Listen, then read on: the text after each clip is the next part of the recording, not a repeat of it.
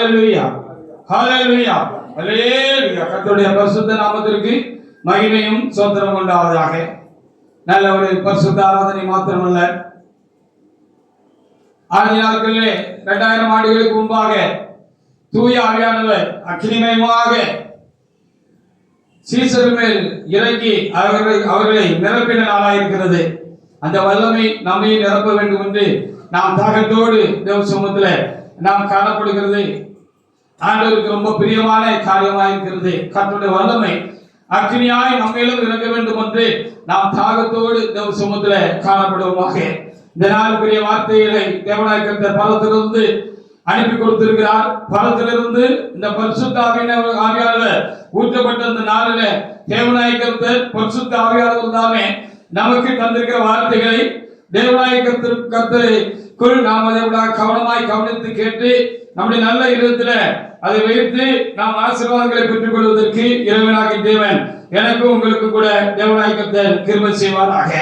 லூக்கா எழுதின புத்தகத்துல 12ஆம் அதிகாரத்துல 49வது வசனத்தை தேவனாய் கர்த்தர் நாமே இந்த நாளுக்குரிய பிரசங்க வாக்கியமாக தேவனாய் கர்த்தர் நமக்கு தந்திருக்கிறார். அதை எடுத்த ஒருவர் எழுந்து நின்று தேவனாய் அந்த வார்த்தையை வாசிக்கலாம். லூக்கா 12:49 ஒரு தேவனுடைய எடுத்து வாசிக்கலாம். வாசிக்கலாம். பூமியின் மேல் அக்கினியை போட வந்தேன், பூமியின் மேல் அக்கினியை போட வந்தேன், அது இப்பொழுதே பற்றி எரிய வேண்டும் என்று விரும்புகிறேன், அது இப்பொழுதே பற்றி எரிய வேண்டும் என்று விரும்புகிறேன் என்று எழுதப்பட்ட இந்த நல்ல வார்த்தையை நாம் தியானிக்க போகிறோம். பரிசுத்த ஆவியானவருக்கு பல பேர்கள் இருக்கிறது.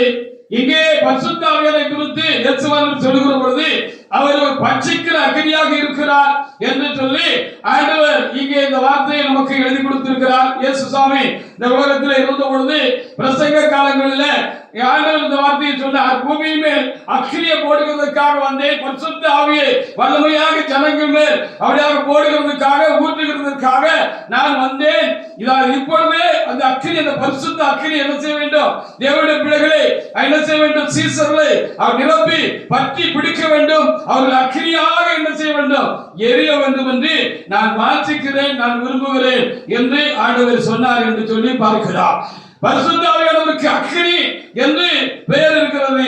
அவரை குறித்து நதி என்று என்ன செய்கிறது? அவருக்கு ஒரு பேர் இருக்கிறது.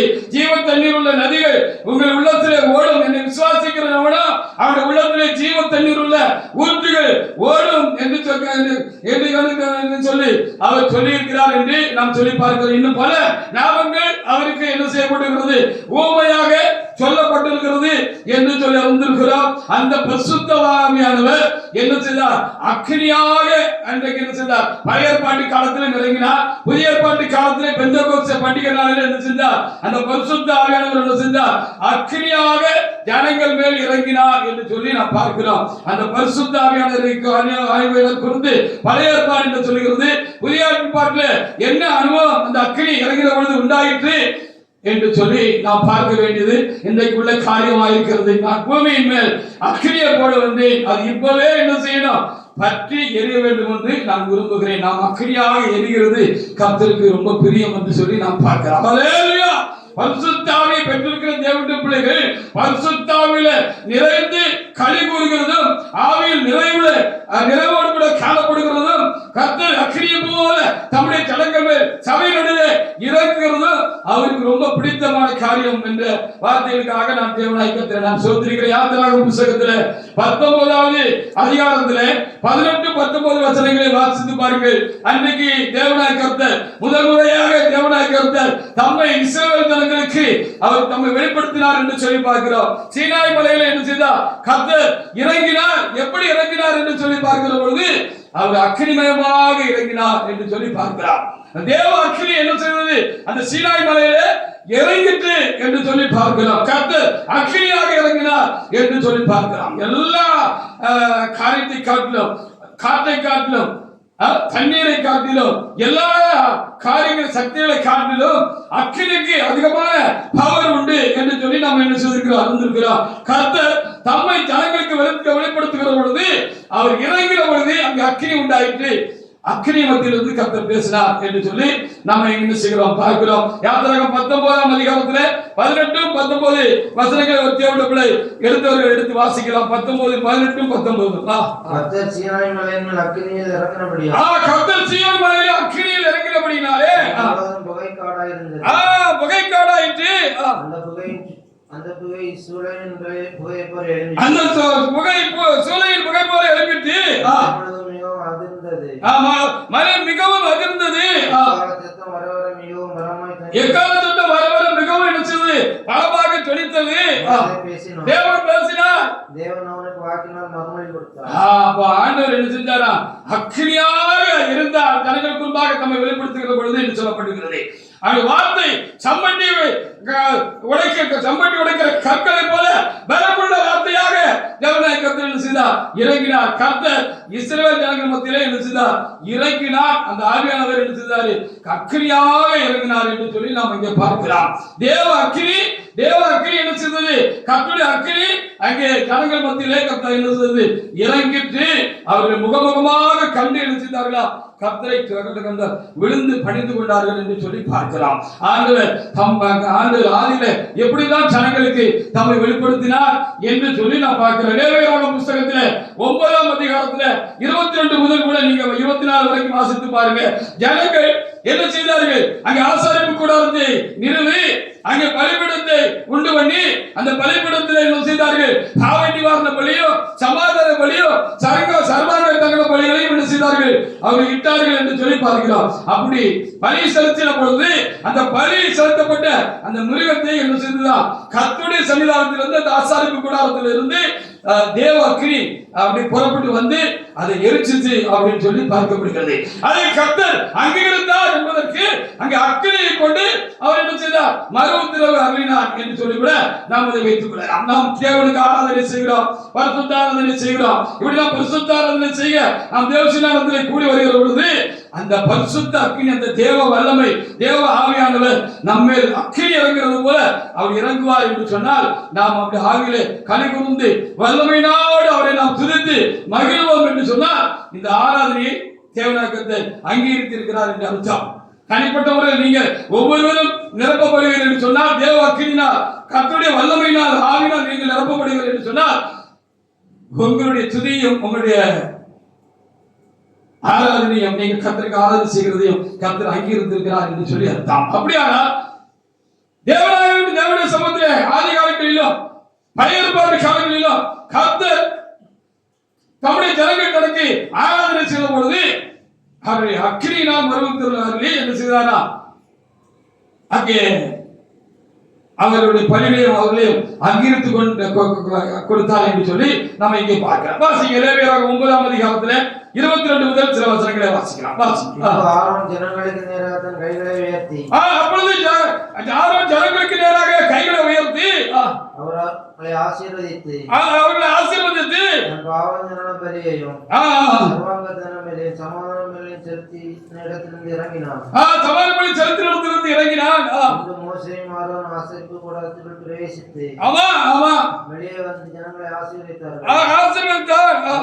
அப்பொழுது கர்த்தருடைய மகிமை சகல ஜனங்களுக்கும் காணப்பட்டது. கர்த்தருடைய மகிமை சகல ஜனங்களுக்கும் காணப்பட்டது. கர்த்தருடைய சந்நிதியில் அக்கினி புறப்பட்டு கர்த்தருடைய சந்நிதியில் அக்கினி புறப்பட்டு பலிபீடத்தின் மேல் இருந்த சர்வாங்க தகன பலியையும் கொழுப்பை எரித்து விட்டது. சர்வாங்க தகன கொழுப்பை எரித்து விட்டது. ஜனங்கள் எல்லாரும் அதை கண்டபோது ஆரவரித்து என்ன செய்தார்கள்? முகக்குப்புற விழுந்து பணிந்தார்கள் என்று சொல்லப்படுகிறது. அல்லேலூயா! நாம் கர்த்தருக்கு ஆராதனை செய்கிறோம். எப்படி ஒரு ஆராதனை செய்தாலும் கர்த்தருடைய அக்கினி, தேவ அக்கினி, பரிசுத்த ஆவியானவர் பலமாக நமக்குள் இறங்கி நாம் ஆவியிலே வல்லமை பெறுவோம் என்று சொன்னார். நம்முடைய ஆராதனை கர்த்தர் அங்கீகரித்திருக்கிறார் என்று சொல்லி அர்த்தம். பரிசுத்தவான்கள் கரங்களை உயர்த்தி தேவ சமூகத்திலே சோத்திர பகுதியிலே ஜெபிக்கிற பொழுது வல்லமை ஜனங்களை நிரப்ப வேண்டும். அப்படி அக்கினியினால் மறு உத்தரவு தேவனாய் கர்த்தர் என்ன செய்தார்? அருளினார். நான் உங்களுடைய ஆராதனை நான் அங்கீகரித்திருக்கிறேன் ஹல்லேலூயா என்பதற்கு நாம் அக்கினியாக எரிய வேண்டும். ஹல்லேலூயா! பரிசுத்த ஆவியினால் நிறைந்து நாம் என்ன செய்யணும்? வல்லமையினால் கனி கூட வேண்டும். அப்போ உங்களை ஆண்டவர் நீங்க உங்களுடைய சோத்திரத்தையும் உங்களுடைய பலியை என்ன செய்திருக்கிறாரு, அங்கீகரிச்சிருக்கிறாரு என்று அர்த்தம். எபிரேயர்ல வாசிக்கிற பொழுது முதல்களின் கனியாகிய சோத்திர பலியை நாம் அவருக்கு செலுத்த கடவோம் என்று சொல்லப்பட்டிருக்கிறது. ஹல்லேலூயா. அன்னைக்கு இருந்துட்டாங்க ஆடு மாடுகளை பலி செலுத்தி சர்வாங்க தகன பலியாக, பாவ நிவாரண பலியாக, சமாதான பலியாக கர்த்தருக்கு செலுத்தி அவர்கள் கர்த்தரை தொழுது கொண்ட பொழுது அவருடைய பலியை அங்கீகரித்துக் கொண்டதற்காக கர்த்தர் தம்முடைய அக்கினியை அனுப்பி அதை என்ன செய்தார், அந்த பலிகளை அவர் ஏற்றுக்கொண்டார் என்று சொல்லி பார்க்கிறார். ஹல்லேலூயா. இப்ப நாமும் நம்முடைய ஆராதனை அங்கீகரிக்கப்பட்டிருக்கிறது என்பதற்கு அதுதான் காரியம். பாருங்க, எங்கேயாவது ஒரு இடத்துல நம்ம சரியா கர்த்தருக்கு உணர்ந்து ஒரு ஆராதனை செய்கிறோம் என்று சொன்னால், நான் ஒருமனப்பட்டு கர்த்தரை தொழுது கொள்கிறோம் என்று சொன்னால், அவரிடத்திலிருந்து அந்த ஆசீர்வாதம், அந்த பரிசுத்த ஆவியானவருடைய நிறைவு எனக்கு வேணும் அப்படிங்கிற உணர்வோடு கூட நாம் நம்மை நேராக்கி, நம்முடைய மனங்களை நேராக்கி, ஆண்டவரே என்னை நம்ப, ஆண்டவரே என்னுடைய பரிசுத்த வல்லமையினால், பரிசுத்த ஆவியினால், அந்த அக்கினியினால், அக்கினி எப்படி குபீர்னு பிடிக்குமோ அது மாதிரி அவரை குபீர்னு பற்றி பிடிக்கணும் அப்படிங்கிறத நீங்க உணர்வோடு நீங்க ஆராதனை செஞ்சுட்டு இருப்பீங்கன்னா ஏதாவது ஒரு இடத்துல கர்த்தர் உங்களை எழுச்சிவாரு, அந்த வல்லமை உங்களை நிரப்பும். ஹல்லேலூயா. நீ குறைவுள்ளவர்களா இருந்தீங்கன்னா உங்களுடைய குறைவுகளுக்காக நீங்க மனசாப்பட்டு தாழ்த்தணும். அப்படி தாழ்த்தி நீங்க என்ன செய்யணும், பாவ நிவாரண பலி செலுத்தினார் சொல்லப்பட்டிருக்கிறது. அப்ப சோதரிக்கிற பொழுது நம்முடைய பாவங்கள் ஏதாவது இருக்கலாம். இந்த பாவம் இருக்கு பாத்தீங்களா, இந்த பாவம் சில நேரம் இந்த அந்த அக்கினி நம்மளை அப்படி நிரப்புறதுக்கு தடையா இருக்கும். நம்ம பார்த்த பார்வை, நம்ம பேசுற பேச்சு, நம்ம கேட்ட காரியங்கள், இல்ல கை கொண்டு கால் கொண்டு ஏதாவது கர்த்தருக்கு பிரியமில்லாத ஒரு பாவத்தை நம்ம செஞ்சிருக்கிறோம்னு வைங்களேன், இந்த பாவம் ஆவியானவர் நம்ம இறக்குவதற்கு என்ன செய்யலாம், தடையாக இருக்கலாம். வல்லமையாக இறக்குவதற்கு அந்த தடையாக இருக்கலாம். அப்படியே தடையா இருக்குன்னா அங்க எடுத்துதார்கள் அங்க பாவ நிவாரண பலி செலுத்தினது போல நம்ம தாழ்த்தி ஆண்டவர் சமூகத்தில் என்ன செய்யணும், ஆண்டவரே என்னோட பாவங்கள் குற்றங்கள் உமக்கும் எமக்கும் நடுவாக பிரிவினை உண்டாக்குகிறதப்பா, நீ வந்து என்னை அக்கினியாக நிரப்புகிறதற்கு ஹல்லேலூயா, அந்த பாவம் தடையா இருக்கப்பான்னு சொல்லி என்ன செய்யணும், அங்க பாவ நிவாரண பலி செலுத்தினது போல நம்ம என்ன செய்யணும், முதல்ல நம்ம என்ன செய்யணும், நம்மளை தாழ்த்தி ஆண்டவரை என்ன செய்யணும், சோதரிக்கலாம். இரண்டாவது என்ன செய்யணும், அங்கே சர்வாங்க தகன பலி இட்டார்கள் என்று சொல்லி அங்கே எழுதியிருக்கிறது. சர்வாங்க தகன பலி இட்டார்கள் என்று இருக்கிறது. சர்வாங்க தகன பலி என்று சொன்னால் ஒரு ஆட்டையோ மாட்டையோ கர்த்தருக்காக பலி செலுத்தி அது ரத்தத்தை பிராயசித்தமாக அங்க தெளிச்சிட்டு அந்த தோல் இருந்துச்சு சந்து சந்தா வெட்டி என்ன செஞ்சிருவாங்க, அந்த பலிபீடத்தில் வச்சு தகையிலிக்கிறது தான் சர்வாங்க தகன பலி என்று சொல்லி அர்த்தம். ஹல்லேலூயா. அப்ப அது மாதிரி என்ன செய்யணும், முதல்ல பாவத்துக்காக நம்ம என்ன செய்யணும், தேவ சமூகத்துல மன்றாடி மன்னிப்பு கேட்டு சோத்திரம் பண்ணணும். சமயம் கிடைக்கும் போது என்ன செய்யணும், பாவத்தை மறைக்கிறவர் வாழ்வடைய மாட்டார்கள், அது அறிக்கை செய்யணும், விட்டு விடுகிறவர்கள் இரக்கத்தை பெறுவார்கள் சொல்லப்பட்டிருக்கிறது. ஏதோ சிலது வந்துட்டு அதை சரி பண்ணிக்கிறதுக்கு பாவரிக்கை செய்யணும்னு சொல்லப்பட்டிருக்கிறது. அப்ப ஆராதனைக்கு வந்தா அந்த கர்த்தருடைய அக்கினி நம்ம நிரப்பணும். ஹல்லேலூயா. கர்த்தருடைய அக்கினி பழைய ஏற்பாட்டு காலத்திலேயும் அக்கினி எடுத்துச்சு, பலிபீடத்தை நிரம்பிச்சு. நாம தான் பலிபீடம், நம்ம ஒவ்வொருவரும் தனித்தனியாக பலிபீடமாக இருக்கிறோம். ஹல்லேலூயா. அப்ப இந்த பலிபீடத்துல அக்கினி வந்து பசிக்கணும்னா என்ன செய்யணும், வந்து இறங்கணும்னா என்ன செய்யணும், கர்த்தருடைய வல்லமையினால் நம்ம நிரப்பப்படுத்தலாமா என்ன செய்யணும், முதல்ல பாவத்தை ஒத்துக்கொள்ளணும். அதுக்காக தேவ சமூகத்தில் என்ன செய்யணும், சோதரிக்கலாம். ஒருவருடைய காலையாய் பலியை செலுத்தினோம், நம்மளை தாழ்மைப்படுத்தினோம். இரண்டாவது சர்வாங்க தகன பலி செலுத்தினோம். ஹல்லேலூயா. நம்ம யாருடைய ஆத்மா சர்வத்தை முற்றிலும் தேவனாக்கத்திற்கு கொடுக்கணும். ஹல்லேலூயா. உள்ள வந்தாச்சுன்னா உடம்பு இங்க, நினைவு வெளியில இருக்கக்கூடாது. ஹல்லேலூயா. முழு பலத்தோடும் முழு ஆத்மத்தோடும் முழு சிந்தையோடும் கர்த்தருக்கு என்ன செய்யணும், ஆராதனை செய்யணும் சொல்லப்பட்டிருக்கிறது. அப்ப என்ன செய்யணும், அப்ப அந்த பரிசுத்தாவின் நிறைவு எனக்கு வேணும் ஆண்டவரே. ஹல்லேலூயா. பரிசுத்தாவின் நிறைவு இல்லாமல் நீங்க பரிசுத்தமாக ஜீவிக்க முடியாது. தெரிஞ்சுக்கோங்க. பரிசுத்தாவின் அக்கினியா இறங்கினாதான், அப்படி புல் பவரா உங்க மேல என் மேல இறங்கினாதான் நம்ம பாவம் இல்லாமலும் வாழ முடியும், பாவம் இல்லாமல் பாவம் செய்யாமலும் ஜீவிக்க முடியும். இல்லைன்னா உங்களால பாவம் செய்யாம இருக்க முடியாது. ஆண்டவருடைய சமத்துக்கு வருவீங்க, ஆராதனை செய்வீங்க, ஆவிக்குள்ள ஆவியில் நிறைவீங்க, திருப்பதியில பங்கு வருவீங்க, காணிக்க போடுவீங்க, தசமபாகம் கொடுப்பீங்க, எல்லாத்துக்கும் சோத்திரம். ஆனா திரும்பவும் ஆலயத்தை விட்டு வெளியில போனா மிச்சம் மறுபடியும் அந்த 6 நாளும் அந்த பாவம் உங்களை விடாது. ஹல்லேலூயா! பாவத்தோடு ஆராதனை செய்வதற்காக கர்த்தர் என்னை உங்களையும் ரட்சிக்கவில்லை. பாவம் இல்லாமல் பரிசுத்தமாக ஆராதிக்கிறதுக்கு தான் கர்த்தர் என்ன செஞ்சிருக்கிறாரு, உங்களை என்னை கர்த்தர் ரட்சித்திருக்கிறார். ஹல்லேலூயா! சரிதானே? அப்போ என்ன சொல்லணும், ஆவி ஆத்மா சரீரத்தையும் என்ன செய்யணுமா, முற்றிலும் கர்த்தருக்கு உள்ள வந்தாச்சுன்னா ஒப்பு கொடுத்து முதல்ல ஒரு 10 நிமிஷத்துக்கு முன்னாலே குடும்பம் மட்டும் ஆராதனைக்கு வந்துடணும். ஆராதனை ஆரம்பிக்கிறதுக்கு முன்னாலே வந்துடணும். அந்த காலங்கள்ல அப்படிதான் தேவனுடைய பிள்ளைகள் இவங்கெல்லாம் சீக்கிரம் வந்துடுவாங்க. இன்னைக்கு எல்லாரையும் கூட்டிட்டு வந்துருக்கா கொஞ்சம் பிரிஞ்சிட்டாங்க போல இருக்கு. ஹல்லேலூயா! இல்லைன்னா 1/2 மணி நேரத்துக்குள்ளால வந்துருவாங்க, அல்ல 1/4 மணி நேரத்துக்குள்ளால வந்துருவாங்க. வந்து நம்முடைய மனம் ஒருமுகப்பட வேண்டும் அல்லவா? நம்முடைய புற சிந்தனைகள், உலக சிந்தனைகள், மாம்ச சிந்தனைகள், பாவ சிந்தனைகள் இதெல்லாம் நம்மளை விட்டு அப்படி அகன்று போக வேண்டும் அல்லவா? அதற்காக முன்னக்கூட்டியே வந்து என்ன செய்யணும், தபக்கடேன்னு தேவசமூகத்துல வந்து விழுந்து மோகப்புற விழுந்து என் சிந்தனை எல்லாம் ஒருமுகப்படுத்த ஆவி ஆத்மா சர்வம் முடிச்சோ உனக்கு காணிக்கபடியா நான் ஒப்புக்கிறேன், சர்வாங்க தளபடியா ஒப்புக்கிறேன். இதான் இந்த சர்வாதபடிக்கு உள்ள காரியம். இப்போ அப்ப ஒரு சமாதானம் உண்டாகிவிடும். ஹல்லேலூயா! பாவத்துக்காக வருத்தப்பட்டீங்க, பாவ நிவாரண பலி செலுத்தினதுக்கு ஒப்பு உங்களை முழுசு கர்த்தருக்கு ஒப்பு கொடுத்துட்டீங்க. இப்போ தேவச நேரத்துல வந்து அது சர்வாங்க தளபடிக்கு ஒப்பு கொடுத்தாச்சு. துண்டு துண்டா வெட்டினதுக்கு பிறகு அதுக்கு உயிர் வருமா? வராது. பாவம் உயிர் கொள்ளுமா? ஹல்லேலூயா! விளங்குதா உங்களுக்கு? பாவம் என்ன பாவம் உயிர் கொள்ளாது. சரிதானே? அப்ப அதுக்கு தான் என்னது சர்வாங்க தகன பலி. அப்புறம் சமாதான பலியிட்டார்கள் என்று சொல்லப்படுகிறது. இப்படி உண்டாயிட்டுன்னா உள்ளத்துக்குள்ள பீஸ் ஆஃப் மைண்ட் வந்துடும், மனம் அமைதியாயிரும். தாவீது சொல்லுகிறார் அல்லவா, பால் மறந்த குழந்தையை போல என் ஆத்மாவை அமர செய்தேன் என்று சொல்லும் பொழுது, பிள்ளைகளுக்கு சின்ன பிள்ளைகள் பிறந்த பிள்ளைகளை பாருங்க, காலு கரையும். தாய் தூக்கி அமர்த்திட்டா பிள்ளை அமர்த்துமா அப்படிம்பாங்க. பிள்ளைக்கு பால் கொடுன்னு சொல்ல மாட்டாங்க அந்த காலத்துல எல்லாம். பிள்ளை எடுத்து அமர்த்துமா அப்படிம்பாங்க. பிள்ளை எடுத்து அமர்த்து என்ன சொன்னா பிள்ளையோட அழுகையே எடுத்து அமர்த்து அப்படின்னு.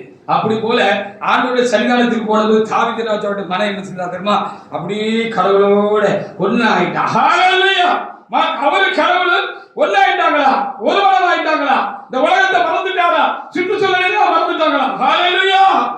அங்க இறைவனும் அவங்க மாத்திரம் இருக்கிற அந்த உணர்வு உண்டாயிட்டு. இது சமாதான பலி.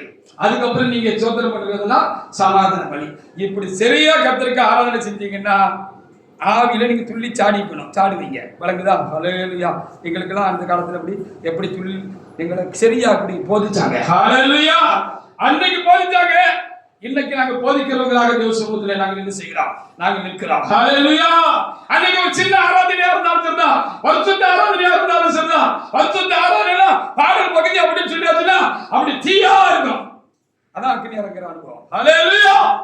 ஆமா, ட்ரம் அடிச்சாலும் சரிதான், சிங்கி அடிச்சாலும் சரிதான், அப்படி அதுக்குள்ளே போயிடும். மேடம் வெளி சபையில இருந்து வந்தாங்க. இப்ப கூட சிலத்துல சொல்லுவாங்க, சிரிப்பா சொல்லுவாங்க, அது ஒரு சீரியஸான காரியமும் கூட. மேடம் வெளி சபையில இருந்தாங்க.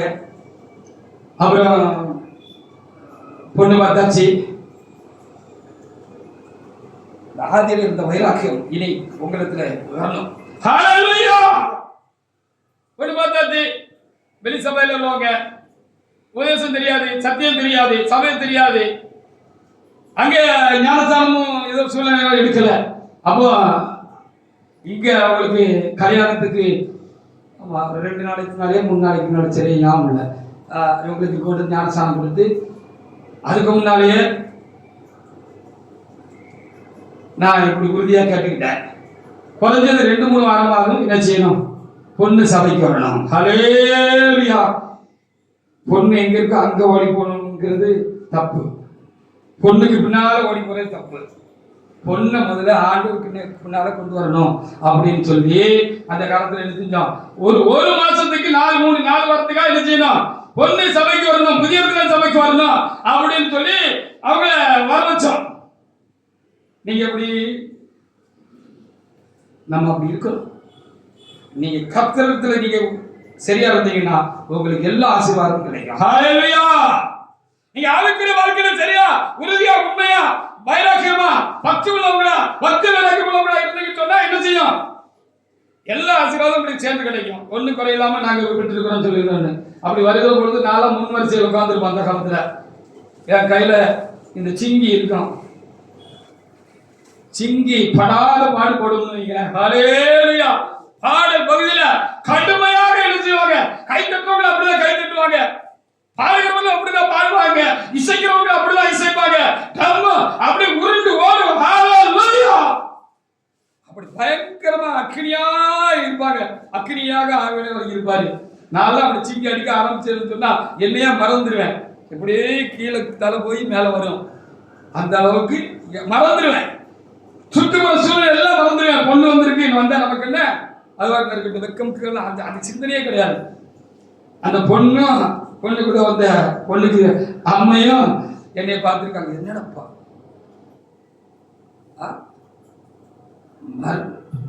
பேசி வச்சிருக்கிற மாப்பிள்ள படு மோசமான ஆளா இருப்பார் போல நினைச்சிருப்பாங்க அந்த இடத்துல. ஹalleluya. நமக்கு அதை பத்தி எல்லாம் அவசியம் கிடையாது. நான் இப்போ கர்த்தருக்கு ஆராதனை செய்ய வேண்டும். ஹalleluya. நம்ம முழுசு முங்கிரணும், அதுல முங்கிரணும். வேற எந்த நோக்கம் சித்தமும் என்ன செய்யக்கூடாது, நமக்கு இருக்கவே கூடாது. அப்படி ஆராதித்தா அப்படி வல்லமை எனக்கு என்ன செய்து கர்த்தருடைய சபையில இறங்கி வந்தது. ஹalleluya. அந்த அக்கினி திரும்பவும் என்ன செய்ய வேண்டும்? திருச்சபையில திரும்பவும் பற்ற வேண்டும், பிடிக்க வேண்டும். விசேஷமாக வாலிபர்களை பிடிக்க வேண்டும். ஹalleluya. வாலிபர்கள் அக்கினியா எரியணும். இந்த பெந்தேகோஸ்து அனுபவத்தை நான் திரும்பவும் சபையில கடைசி கால சபையில இந்த புதிய சில சபையில திரும்பவும் ஊற்றுவேன் ஆண்டு சொல்லியிருக்கிறார். வாலிபர்கள் விசேஷமாக என்ன செய்யணும்? அக்கினியா இருங்கள். அப்போ சமாதான பலி கடைசி அப்போ மனத்துல சமாதானம் சாந்தி உண்டான பிறகுதான் அந்த நிறைவு உண்டாகும், ஆவிகளை நிறைவுண்டாகும். ஆனால் தேவனுடைய பிள்ளைகளை ஏன் ஆவிகளை நம்மளால நிரப்ப முடியல அப்படிங்கிறத பார்த்துக்கணும். ஏன் அந்த அக்கினி நம்மளை நிரப்பல? ஹalleluya. அப்படிங்கிறத பார்க்கணும். அக்கினி நிரப்புவதற்கு நம்ம இடம் கொடுக்கணும். அக்கினினால் மறுஉத்தரவு அறிவிக்கிற தேவன் என்று 1 ராஜாக்கள் புத்தகத்திலே 18:24 எழுதப்பட்டிருக்கிறது. வாசித்து பாருங்க. அப்ப அந்த பரிசுத்த அக்கினி என்னையும் உங்களையும் என்ன செய்யணும்? 18:24 1 ராஜாக்கள் 18:24 எல்லா மக்களும் என்ன செய்யணும்? அப்படி பவரா வந்து என்ன செய்யணும்? நிரப்பணும். நம்ம அக்கினியாக எரியணும். தேவ சமூகத்துல பரிசுத்த அக்கினியால எரியணும். ஹalleluya. அக்கினியை கொளுத்து விட்டு எரியணும். வாசி 1 ராஜாக்கள் 18:24 நீங்கள் உங்கள் தேவனுடைய நாமத்தை சொல்லி கூப்பிடுங்கள். நீங்கள் உங்கள் தேவனுடைய நாமத்தை சொல்லி கூப்பிடுங்கள். நான் கர்த்தருடைய நாமத்தை சொல்லி கூப்பிடுவேன். கர்த்தருடைய நாமத்தை கூறி கூப்பிடுவேன். அப்பொழுது அக்கினியால் உத்தரவு வரும். அப்படி அக்கினியால் உத்தரவு வரும். தெய்வமே தெய்வம் என்று அதற்கு ஜனங்கள் இது நல்ல வார்த்தை என்றார்கள். ஜனங்கள் எல்லாரும் நல்ல வார்த்தை என்றார்கள். அப்ப அக்கினியால ஆண்டவர் என்ன செய்வாரு? மறு உத்தரவு என்ன செய்யலாம்? ஹalleluya.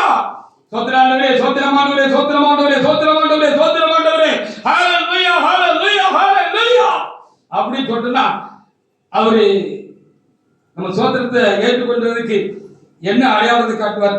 பதிலுக்கு என்ன சொல்லுவாரு? ரைட் போட்ட மாதிரி ஃபுல் பவர் ஆகிடுவோம் நம்ம. ஹalleluya. அக்கினியாக இருந்தார்கள் பரிசுத்தவான்கள் எல்லாரும். ஆதிகாலங்கள்ல ஜனங்கள் பலி செலுத்தின பொழுது அக்கினி தேவசன்னியாலத்திலிருந்து வந்து என்ன செய்தது? அங்கே பலிமிருகத்தை பட்சித்தது. தேவன் அவருடைய பலி அங்கிருந்து கொண்டார், ஆராதனை அங்கிருந்து கொண்டார் என்பதற்கு அதுதான் திடசாட்சியாக இருக்கிறது. ஹalleluya. உன்னுடைய ஆராதனை கர்த்தர் அங்கிருந்து கொடுக்கிறாரா? அப்பொழுது நீ அக்கினியா இருந்து எரிய வேண்டும். ஹalleluya. தேவ அக்கினி உன்னை நிரப்ப வேண்டும். அதே 18 முதல் 31 வசனங்களை வாசிப்பாங்க. அங்கேயும் என்ன செய்தது?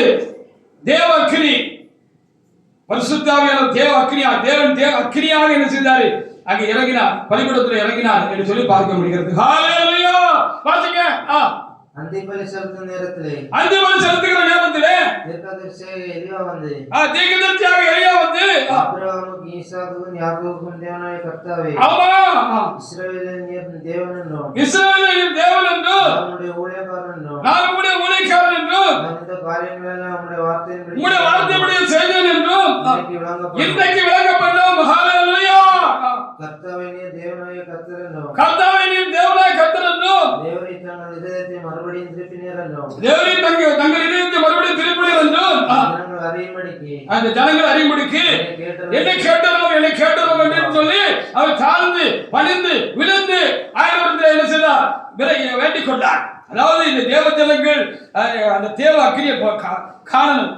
தேவ அக்கினி அந்த பலிபீடத்தில் இருக்கிற அந்த காளையை அப்படியே கபலீகரம் பண்ணுகிறது, அப்படியே எரிக்கிறது, அப்படியே சுகந்த வாசனையாக அதை ஏற்றுக் கொடுக்கிறது. கர்த்தர் முகருகிறதே என்ன செய்யணும்? அந்த ஜனங்கள் காணணும் அப்படின்னு சொல்லி கேட்டவர்கள் சொல்லி என்ன செஞ்சாரு? தாள விழுந்து பணிஞ்சு கொண்டாருன்னு சொல்லப்படுகிறது. வாசிங்க.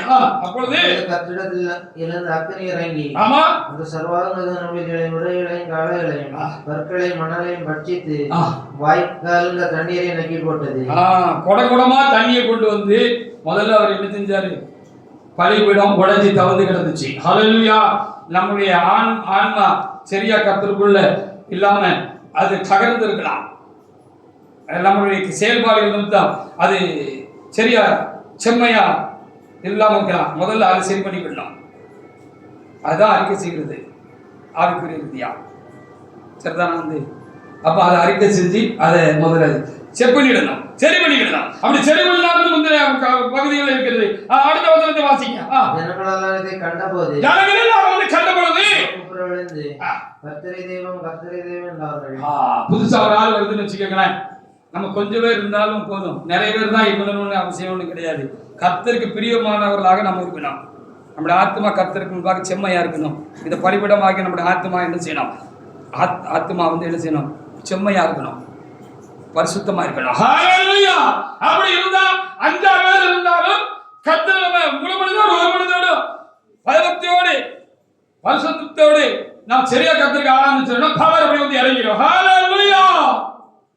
ஆமா, பெரிய கூட்டம் இருக்கணும்னு கண்டிப்பா கிடையாது.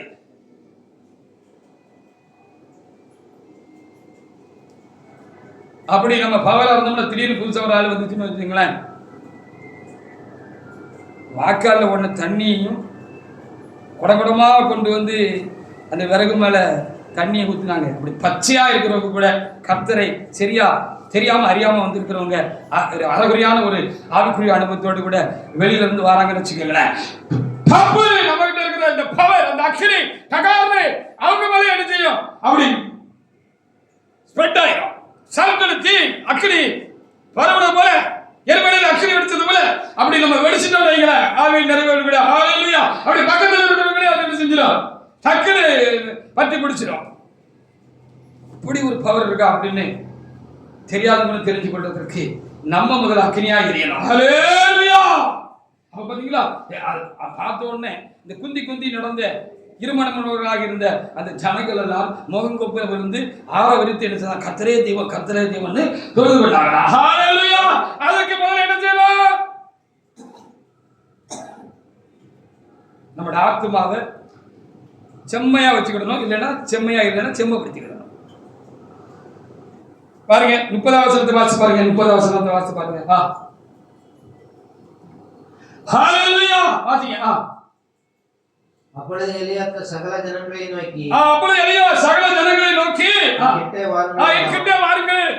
சகல ஜனங்கள் அவன் கிட்ட வந்து கற்பப்பட்ட கர்த்தருடைய பலிபீடத்தை அவன் செப்பனிட்டு உனக்கு இஸ்ரவேல் என்னும் பேர் இருப்பதாக என்று சொல்லி என்று சொல்லி கர்த்தருடைய வார்த்தைகளை பெற்ற யாக்கோபுடைய குமாரர்கள் உண்டான கோத்திரங்களுடைய இலக்கத்தின்படியே பின்னிட்டு கற்களை எடுத்து அப்பொழுது எலியா சகல ஜனங்களை நோக்கி என் கிட்ட வாருங்க அப்படின்னு சொல்லி அவங்களை கிட்ட கூப்பிட்டாரா. ஹல்லேலூயா. யார் அக்னியா இருக்காங்களோ அந்த அக்னியா இருக்கிறவங்க பக்கத்துல முதல்ல நீங்க பக்கத்துல நெருக்கமா இருக்கணும். இப்ப ஊழியக்காரங்க நல்ல நல்ல ஒரு வல்லமுள்ள ஊழியக்காரங்க, நல்ல பலமுள்ள ஊழியக்காரங்க முதல்ல அவங்க பயபக்தி உள்ளவங்களா, கர்த்தருக்கு பயப்படுறவங்களா, கீழ்ப்படிதல் உள்ளவங்களா, தாழ்மை உள்ளவங்களா இருந்தாங்கன்னா அவங்க அக்னியா எரிவாங்க. ஹல்லேலூயா. பரிசுத்த ஆராதனையா இருந்தா என்ன செய்வாங்க? அவங்க முதல்ல அக்னியா ஆயிடுவாங்க. ஹல்லேலூயா. அந்த தேவ அக்னியால் அவங்க நிரப்பப்படுவார்கள். ஹல்லேலூயா. அப்ப அவங்களோட நீங்க நெருக்கமா இருந்தீங்கன்னா அதை கிட்டி வந்தாங்க உங்களையும் அவங்க செஞ்சுருவாங்க, செம்மப்படுத்திடுவாங்க. அங்க செம்மப்படுத்துறாங்க. ஆத்மாவை செம்மைப்படுத்தி பலிபீடமாக நம்ம ஆத்மாவை செம்மைப்படுத்தி அங்கே பலி செலுத்தின பொழுது அங்க ஒரு பெரிய வல்லமை உண்டாயிட்டு அப்ப அக்கினியால அவர் என்ன செய்வாரு மறுபடியும் அன்றைக்கு இன்றைக்கு பரிசுத்த ஆவியானவர் எந்த அளவுக்கு உங்களை என்னை நிரப்புகிறாரோ அந்த அளவுக்கு நம்முடைய பலி நம்முடைய ஆராதனை நம்முடைய சுதந்திரம் அங்கீகரிக்கப்பட்டிருக்கிறது என்று சொல்லி அர்த்தம். இப்படி பழைய ஏற்பாடு காலத்துல இப்படி இருந்ததாக நான் பார்க்கிறேன். அங்க மட்டும் பாருங்க, தாவீது ஒரு நாள் காலத்துல என்ன செஞ்சாரு பலி செலுத்தினார்னு வேதத்தில் எழுதப்பட்டிருக்கிறது. ஹல்லேலூயா. அப்படி அவர் பலி செலுத்தின பொழுது சர்வாங்க தேவனை பலியிட்டார், பாவனி மரண பலியை பலியிட்டார், சமாதான பலியை பலியிட்ட பொழுது அவர் அக்னியை வைக்கல. அக்னி வானத்திலிருந்து இறங்கி என்ன செஞ்சான், அந்த வலியை அங்கீகரிச்சு அப்படின்னு சொல்லி நம்ம என்ன செய்ய முடிகிறது பார்க்க முடியும். 1 நாளாகமம் 21:26 வாசி பாருங்க. தேவ ஆவியானவர் அக்னியை யாக இறங்கினார். தேவன் அக்னியாக இறங்கினார். பெந்தெகோஸ்தே நாளிலும் என்ன செய்தார், அவர் அக்னியாக தலங்கள் மேல் இறங்கினார். அவர் அன்னைக்கு கொடுத்த அக்னி மகா வல்லமையுள்ள அக்னியாக இருந்தது. வல்லமையான காரியங்கள் கிரிகளும் அந்த நாட்களில் என்ன செய்யப்பட்டது வாசிங்க. 1 நாளாகமம் 21:26. அங்கே கர்த்தருக்கு ஒரு பலிபீடத்தை கட்டி சர்வாங்க தகனங்களையும் சமாதான பலிகளையும் செலுத்தி கர்த்தரை நோக்கி விண்ணப்பம் பண்ணினார். அப்படின்னு விண்ணப்பம் பண்ணினார். வானத்திலிருந்து சர்வாங்க தகனங்களின் மேல் இறங்கின அக்கினியால் அவருக்கு மறு உத்தரவு கொடுத்ததும் இல்லாமல் தேவதூதன் தன்னுடைய பட்டயத்தை உரையிலே திரும்ப போட்ட வேண்டும் என்று கர்த்தர் அவனுக்கு சொன்னார். நம்ம எதிர்த்து நிற்கிற சாத்தான இல்ல நம்ம பாவத்தினால நமக்கு ஏதாவது ஒரு குறைவு இல்ல பிரச்சனை நம்ம வாழ்க்கையில இருக்குன்னு வச்சுக்கோங்களேன். அப்போ அதுல இருந்து நம்ம பாதுகாக்கப்படுகிறதுக்கு ஆண்டவருக்கு நம்ம சரண்டர் ஆயிடணும். ஹல்லேலூயா. அப்படி ஆயிட்டோம் அப்படின்னு சொன்னா சத்திரம் எழுந்து நிற்காம அப்போ அவனை எப்படி நீங்க எதிர்ப்பீங்க? அவன் ஆவியா இருக்கான். சாத்தான் என்னை உங்களை காட்டிலும் பலசாலி தான். ஆனா நமக்குள்ள இருக்கிறவர் தான் எல்லாரையும் காட்டிலும் பலசாலி. ஹல்லேலூயா. ஒண்ணு எங்களை உண்டாக்குனவரும் அந்த தேவன் தான், சாத்தானை உண்டாக்குனதும் தேவன் தான். அவன் விழுந்து போனான். ஆனாலும் அவனுக்கு ஒரு நியாய தீர்ப்பு நாள் என்று கர்த்தர் கொண்டு வைத்திருக்கிறார். அந்த நியாய தீர்ப்பு நாள் வரைக்கும் அவனுக்குள்ள அதிகாரத்தை முற்றிலும் கர்த்தர் பறிக்கவில்லை. அவனை ஜெயித்தார். அவனுடைய அதிகாரம் முற்றிலும் பறிக்கப்படவில்லை.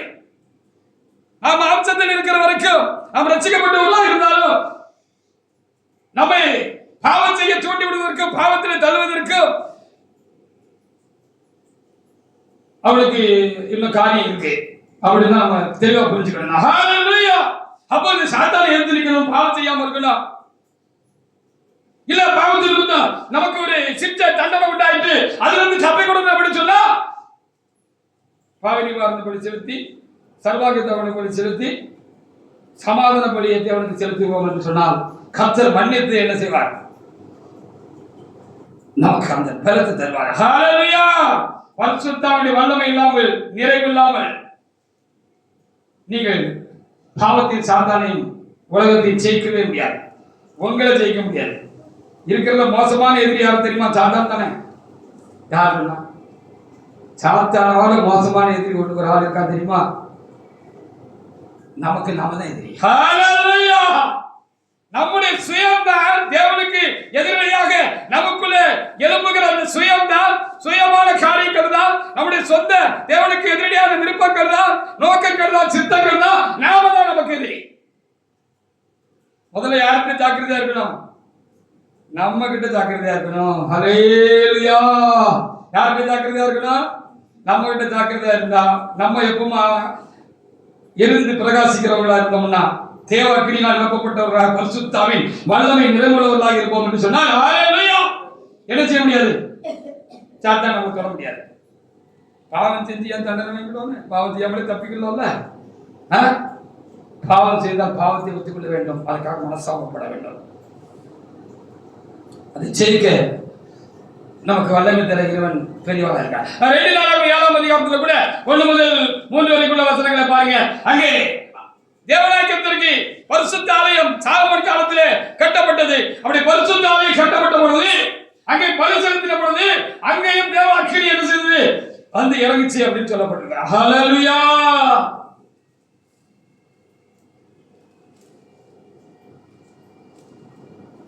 வாசிங்க 1 முதல் 3 வரைக்கும் வசனங்கள். சாலமோன் ஜெபம் பண்ணி முடிக்கிற போது அக்கினி வானத்திலிருந்து இறங்கி சர்வாங்க தன்மையிலும் மற்ற பயிரையும் பட்சித்தது. கர்த்தருடைய மகிமையும் ஆலயத்தை நிரப்பிட்டு ஹல்லேலூயா.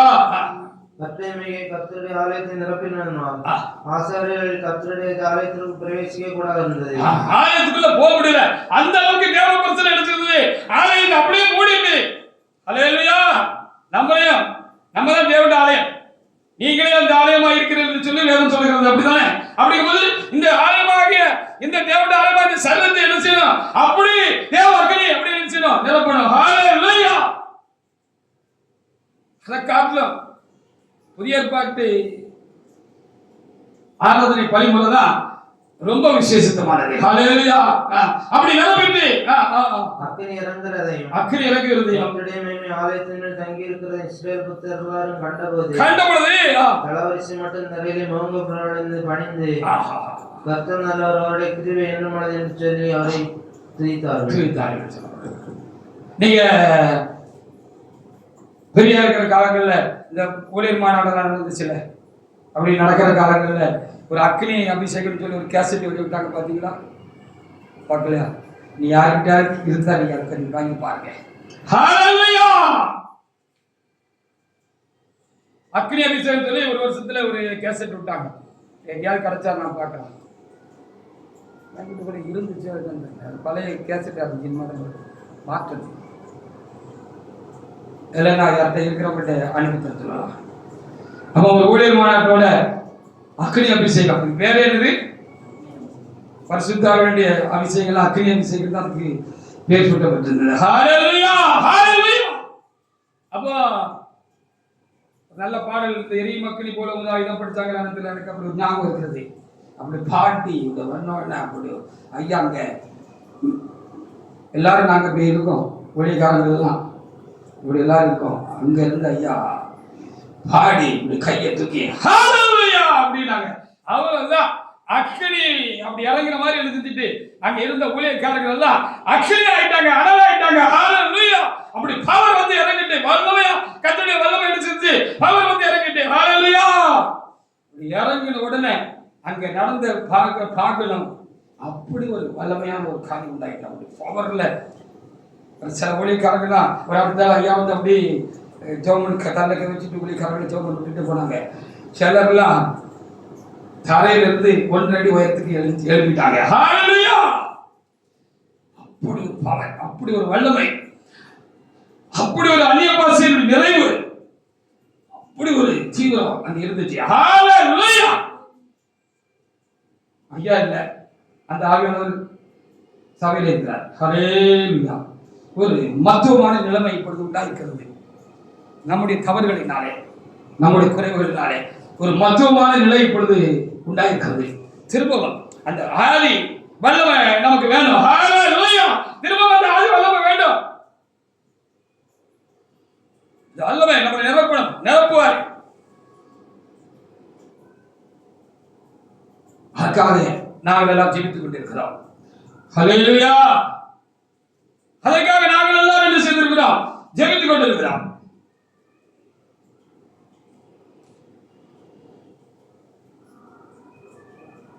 அப்போஸ்தலர் 2ஆம் அதிகாரத்தில் இப்ப பாருங்க, பழைய ஏற்பாட்டில் எப்படி ஆண்டவர் தம்முடைய ஆவியின் தம்மை வெளிப்படுத்தினாரு. அந்த ஆவியானவர் அக்னியா பற்றி எரிஞ்ச அந்த அனுபவத்தை பார்க்கலாம். இங்க அதே காட்டு ஒரு மேலான அனுபவம் நமக்குள்ளே அந்த அக்னி வந்து இறங்கிட்டு அந்த பெந்தெகோஸ்தே நாளிலே என்ன சொல்லப்பட்டிருக்கிறது? ஹல்லேலூயா. வாசிங்க அப்போஸ்தலர் 2:1 முதல் 3 வரைக்கும் வசனங்களை ஒரு தேவனுடைய இருந்து வாசிக்கலாம். வாசிங்க. பெந்தெகோஸ்தே நாள் வந்தபோது பெந்தெகோஸ்தே நாள் வந்தபோது அவர்களெல்லாம் ஒருமனப்பட்டு ஒரு இடத்தில் வந்திருந்தார்கள். அப்பொழுது பலத்த காற்றடிக்கிற இடி முழக்கம் போல வானத்திலிருந்து சடியாக முழக்கம் உண்டாயிற்று. ஒரு பவர் அப்படியே அந்த கூடியிருந்த இடத்தை வந்து நிரப்புச்சு. அவர்கள் மேல் உட்கார்ந்தது. வீடு முழுவதும் நிரப்பிட்டு நாவுகள் போல பிரிந்திருக்கும் நாவுகள் அவர்களுக்கு காணப்பட்டு அவர்கள் ஒவ்வொருவரும் வந்து அமர்ந்தது என்று சொல்லி அவர் ஒவ்வொரு மேலும் வந்தார்கள். அவர் எல்லாரும் பரிசுத்தாவினால் நிரப்பப்பட்டு ஆவியானவர் தங்களுக்கு தந்தரில் வரத்துக்கூடிய வெவ்வேறு பாஷைகளில் பேசத் தொடங்கினார்கள். அப்ப ஆவியில இந்த பரிசுத்தாவியானவர் தேவ ஜனங்கள் மேல், ஆதி திருச்சபை மக்கள் மேல், அப்போஸ்தலரோடு கூடியிருந்தார்கள். 120 கூடியிருந்தார்கள் என்று முந்தின பாகங்களில் 1ஆம் அதிகாரத்தில் வாசிக்கிறோமே. அவர்கள் மேல் நீங்க காத்திருங்க அப்படின்னு சொல்லுவாங்க. அந்த பரிசுத்தாவியானவர் உங்க மேல வருவாருன்னு சொல்லும் பொழுது முதல்ல அந்த வீடு அப்படி அசைகிற மாதிரி ஒரு பெரிய காற்று போல ஒரு சிம்டம்ஸ் சூழ்நிலை உண்டாச்சா, அப்படி வந்து மோதுற மாதிரி. அப்புறம் இவங்க ஒவ்வொருவரும் தரிசனம் கண்டிருக்கிறாங்க. கண்ணு திறந்துட்டு, கண் திறக்கப்பட்டவன் விளம்புகிறது. அல்லேலூயா. பரிசுத்த ஆவியானவர் இருந்தார் அக்கினி மாதிரி. எப்படி பல இதுல பலிபீடத்துல இருந்த அக்கினியா இறங்கினது மாதிரி இப்ப என்ன செஞ்சுட்டாரு, அன்னைக்கு இருந்த சீசர் மேல அப்படியே வந்து இறங்கினார் அப்படின்னு சொல்லி நம்ம என்ன செய்கிறோம், வாசிக்கிறோம். 3 நாளை வாசிப்பா, பண்ணி வாசிப்பேன், வாசி வாசி 3 நாள் தம்பி வாசிக்கலாம். 2, 3 நாள் தத்தமாசி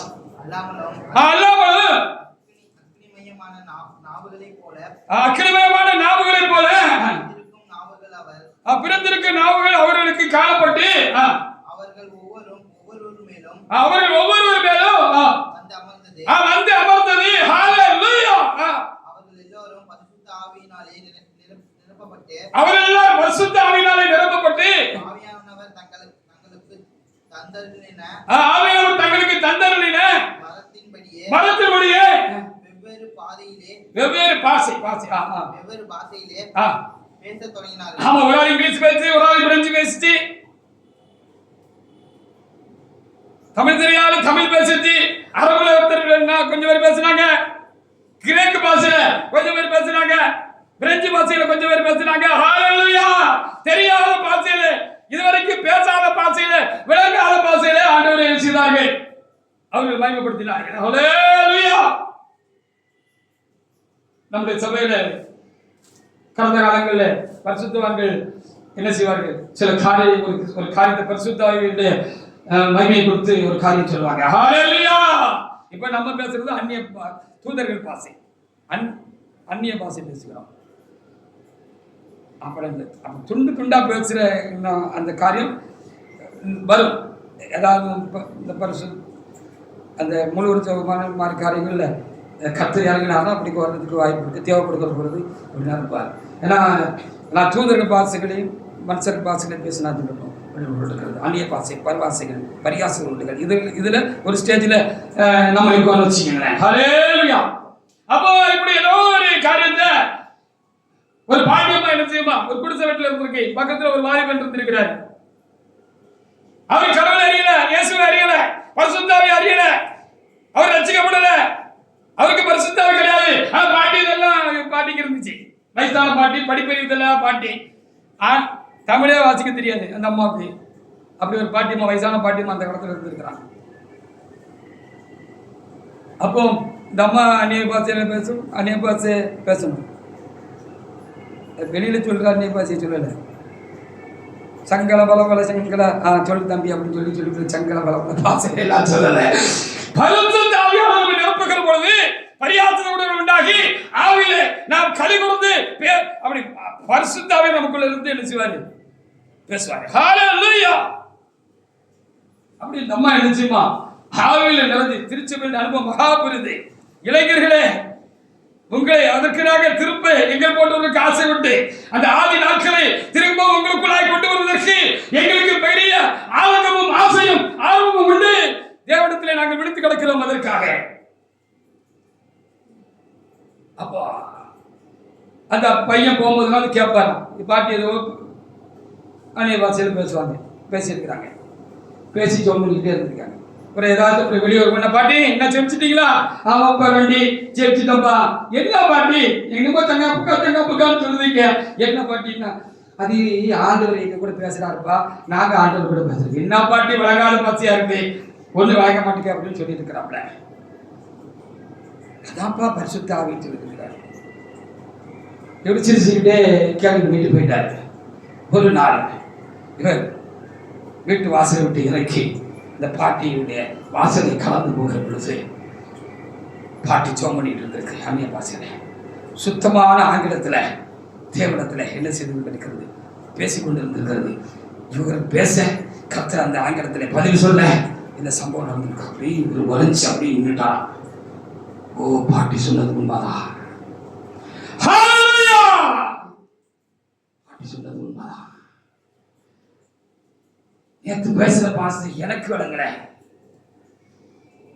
ஆனா இன்னைக்கு எனக்கு ஆங்கில பழமை இருக்கிறதுனால பாட்டி ஆங்கிலத்துல அந்த பரிசுத்தாவில ஆண்டவர்கிட்ட பேசுகிறதையும் ஆண்டவர் அந்த பாட்டிக்கு பதில் சொல்லுகிறதையும் அவர் ஆங்கிலத்தில் கேட்ட பொழுது, தேவன் பேசுகிறவர், மனிதர்களோடு கூட இடைப்படுகிறவர் அப்படிங்கிறத அவரு நமக்குள்ள வந்து வாசமா இருக்கிறாரு அப்படிங்கிறத ஹalleluya அப்படின்னு அன்னைக்கு அந்த வாலிப தம்பி புரிஞ்சுக்கிட்டதாக நான் சொல்றேன். அப்படி அதில வழிபடங்களை பட்சித்த அந்த தேவ அக்கினி, பரிசுத்த ஆவியாகிய அந்த அக்கினி என்ன செஞ்சுட்டா, இப்படி அன்னைக்கு வந்து இறக்குச்சின்னு சொல்லப்படுது. அந்த பெந்தெகோஸ்து அனுபவத்தை திரும்ப நாம் பெற்றுக்கொள்ள வேண்டும். ஹalleluya. அந்த பெந்தெகோஸ்து அனுபவம் எப்படி இருந்துச்சு அதை இப்ப கொஞ்சம் பார்த்துட்டு முடிச்சிடலாம். கர்த்தருடைய வேலை தீவிரப்பட்டுச்சு. அந்த அக்கினி நம்ம மேல இறங்கிச்சுன்னா கர்த்தருடைய வேலை தீவிரப்படும். தாசர்கள் அக்கினியாக இருந்தார்கள். அன்றைக்கு இருந்த அப்போஸ்தலர்களும் தேவனுடைய ஜனங்களும் அக்கினியாக இருந்தாங்க. அப்போஸ்தலர் 2:37-38 வாசிங்க. 37-38. இதை அவர்கள் கேட்டபோது இருதயத்திலே குத்தப்பட்டவர்களாகி பேதுருவையும் மற்ற அப்போஸ்தலரையும் பார்த்து, சகோதரரை, நாங்கள் என்ன செய்ய வேண்டும் என்றார்கள். பேதுரு அவர்களை நோக்கி, நீங்கள் மனம் திரும்பி ஒவ்வொருவரும் பாவ மன்னிப்பை இயேசு கிறிஸ்து நாமத்தால் ஞானஸ்நானம் பெற்றுக் கொள்ளுங்கள். அப்பொழுது பரிசுத்த ஆவியின் வரத்தை பெறுவீர்கள். அப்போ பரிசுத்த ஆவியின் வரத்தை பெறுவீர்கள் சொல்றது பாருங்களேன். நம்ம ஆவியில பவரா இருந்தோம்னு வச்சுக்கோங்களேன், கர்த்தருடைய வல்லமை நமக்கு பவரா இருக்கு. அன்னைக்கு பேதுருட்ட இருந்த மாதிரி யோவான்ட்ட இருந்த மாதிரி பவரா இருக்குன்னு சொல்லி வச்சுக்கோங்களேன். இன்னைக்கு உலகத்துல வந்து கிறிஸ்தவர்களாக இருந்தாலும் பக்தி உள்ளவர்களாக இருந்தாலும் சரியா கர்த்தரை எப்படி நெருங்கி சேர்றது, கிட்டி சேர்றது, கர்த்தரோடு கூட எப்படி ஐக்கியமா இருக்கிறது, எப்படி பரிசுத்தமா இருக்கிறதுன்னு அவங்களுக்கு தெரியல. சொல்லிக் கொடுக்கிறதுக்கு அங்கே டீச்சர்ஸ் இல்ல, போதகர்கள் இல்ல, ஹalleluya இல்ல, அவங்களை செம்மையா மேய்க்கிறதுக்கு அந்த பரிசுத்தாவின் நிறைவு பெற்ற மேய்ப்பர்கள் இல்ல. அப்போ அவங்க எல்லாம் அப்படி என்ன செய்யணும் திகைச்சு நிற்கிறாங்கல்ல, அவங்க எல்லாம் நம்ம வழி நடத்தலாம். அப்போ ஊழியம் தீவிரப்படும் தானே, அநேகரை நம்ம தேவசத்துக்கு கொண்டு வர முடியும் தானே. ஹalleluya. அப்படிதான் ஆதி காலங்களில் திருச்சபையில நடந்துச்சு. ஹalleluya. தாசர்கள் அக்கினியாக இருந்தார்கள். அது பெரிய கூட்டமா கூட்டுச்சு சொல்லி 41 முதல் 43 இருக்கிற வசனங்களை நீங்க வாசி பார்த்தீங்கன்னா நம்ம பார்த்துக்க முடியும். 5000க்கும் அதிகமான, ஏறக்குறைய 5000க்கும் அதிகமான மக்கள் என்ன செஞ்சாங்க, கர்த்தரிடத்தில் திரும்பினாங்க. ஹalleluya.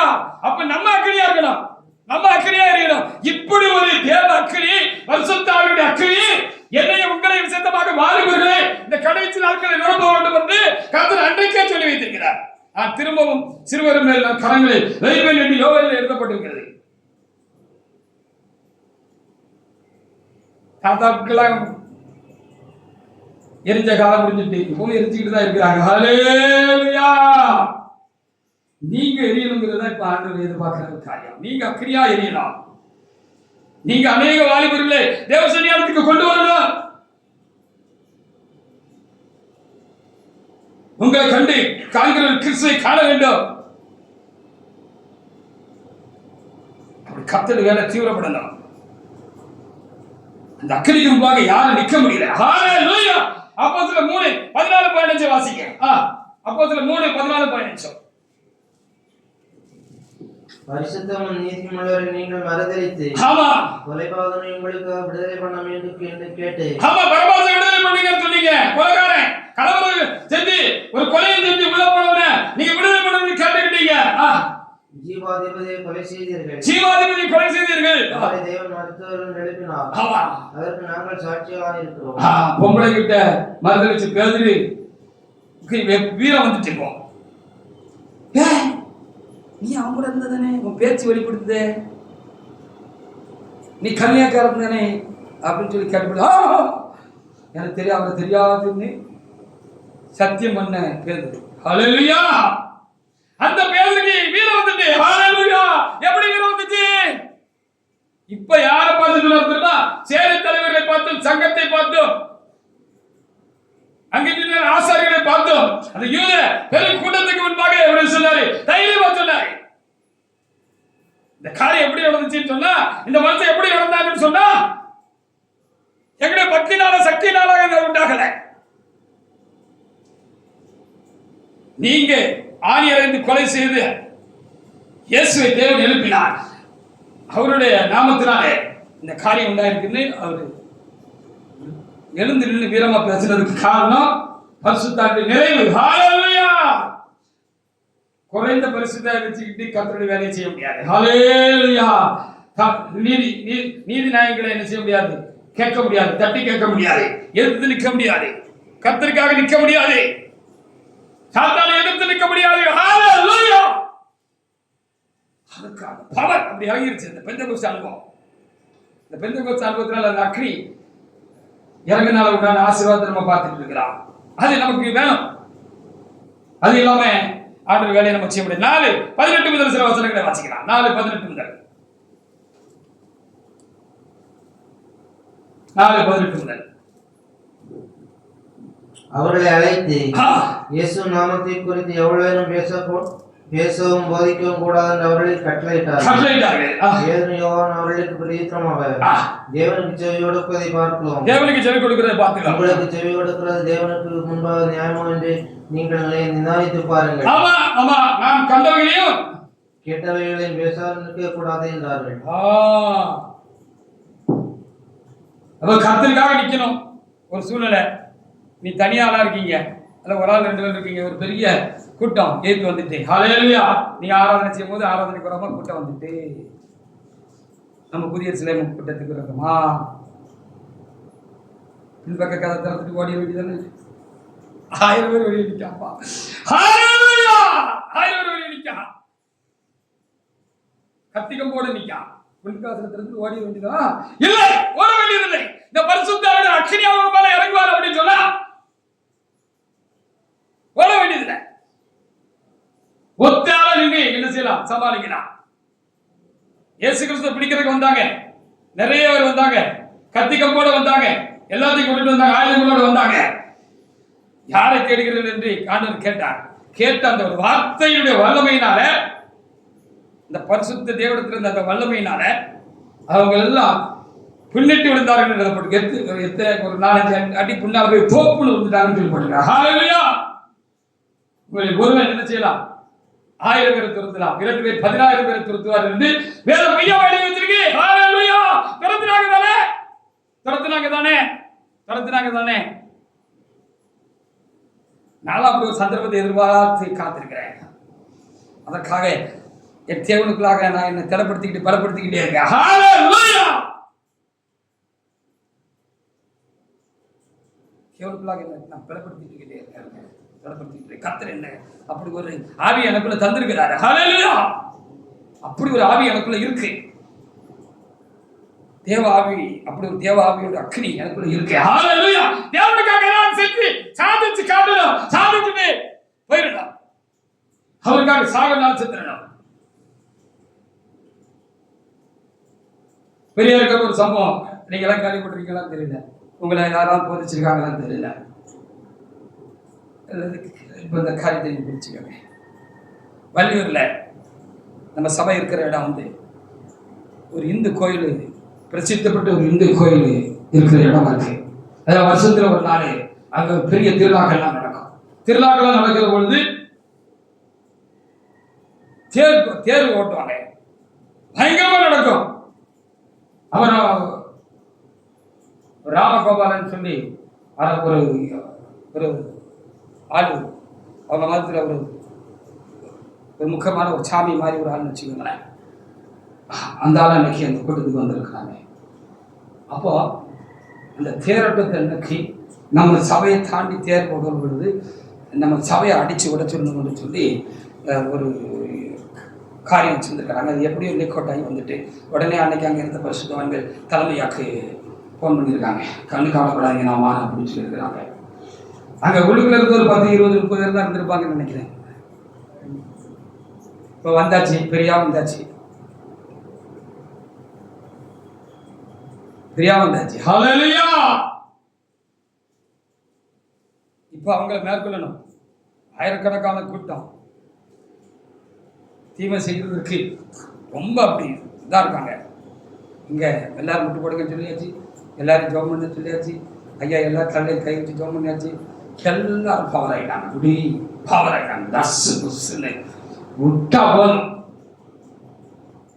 உம்மாலே ஒரு சேனைக்குள்ளே பாய்வேன், உம்மாலே ஒரு மதிலை தாண்டுவேன். அந்த பவர் வந்து இறங்கிட்டு ஹல்லேலூயா. இப்படி தஸ்ஸு புஸ்ஸுன்னு பரிசுத்தருடைய நிறைவு அது அடக்குனா எப்படி இருக்கும் அப்படின்னா, சீர்கிற காலையை அப்படி பிடிச்சி நிப்பாட்டின மாதிரி இருக்கும். ஹல்லேலூயா. அதெல்லாம் நீங்க அனுபவிக்கணும். பவரா இருந்து விட்டுட்டு தான் போதும், அவ்வளவுதான். அப்புறம் தேர் இப்படி வர ஆரம்பிச்சுட்டு ஐயா எல்லாரும் வெளியே கூட்டு ஐயா சென்ட்ரல் நின்றுட்டு பரிசுத்தவான்கிறது எல்லாரும் ஒருத்தர் கை பிடிச்சி நின்றுருக்காங்க. பவரா அப்படின்னு இருக்காங்க. நான் சொன்னான்னா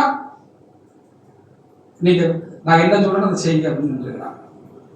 பரிசுத்தாண்ட நிறைவு வல்லமை உண்டான பொழுது அங்கே ஏதோ ஒரு சூழ்நிலை உண்டாக்கி அதுக்கு மேல சபைக்கு நேரம் வந்த தேர்தல் அங்கனே போட்டுட்டு போற மாதிரி பெரிய சம்பவம் அங்கே நடந்தது. ஹல்லேலூயா. பெரியா இல்லை, யார் பெரியவாக எழும்புகிறது? ஒரு பெரியா போயிட்டாங்க. ஒரு வீரமுள்ள தலைவர் போய்விட்டார். ஒரு வீரமுள்ள தலைவர் போய்விட்டார். ஒரு வல்லமையுள்ள ஒரு தேவனுடைய மனுஷன் போய்விட்டார். பரிசுத்த ஆவியின் விசேஷித்த வல்லமை அவருக்கு இருந்துச்சு. அவர் இல்லை. இப்போ 4000 பேர் பெரியா போய் எழும்பணும்.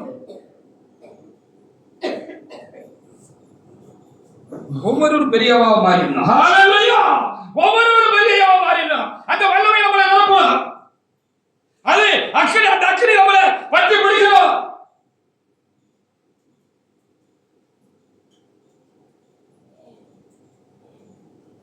கர்த்தருடைய நாமம் நம்ம மூலமாக மகிமைப்படலாம். திருச்சபை நாமம் நம்ம மூலமாக இனி மகிமைப்படணும். ஹல்லேலூயா. அது இளைஞர்களுக்கு தான் இருக்கு.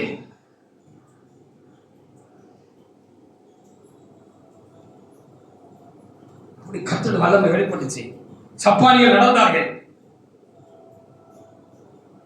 பிறவி சப்பானிகள் எழுந்து நடந்தார்கள். அன்னைக்கு பரிசுத்தவான்கள் எல்லாம் நடந்து போன பொழுது அவருடைய வல்லம் அவருடைய வஸ்திரத்தை தொட்டவர்கள் எல்லாரும் இயேசுவின் வஸ்திரத்தை தொட்டது போல சுகமானார்கள்.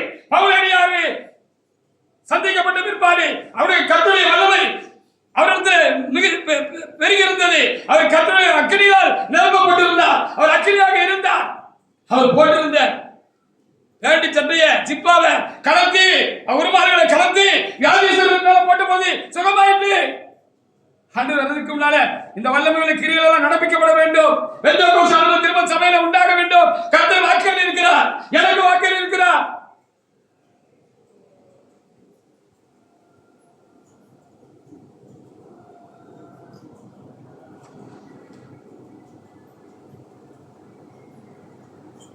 தவித்தால் இருக்கிற சிசி உயிரோடு கூட எழுப்பப்பட்டார். பிரசங்கம் பண்ணி கொண்டிருக்கிற பொழுது பரிசுத்த ஆவியின் வல்லமையாக இறங்கினார். ஹல்லேலூயா. குடும்பத்தார் மேலே, அங்கே கூடி வந்திருந்தாங்க சபை மேலே, வியாதிகள் மேலே, கர்த்தரை அறியாதவர்கள் மேலே பரிசுத்த ஆவியானவர் வல்லமையாக இறங்கினார். அக்கினி இறங்கிட்டு அப்போஸ்தலர் 10:42 முதல் வாசி பாருங்க. அப்போஸ்தலர் 10:42 முதல்.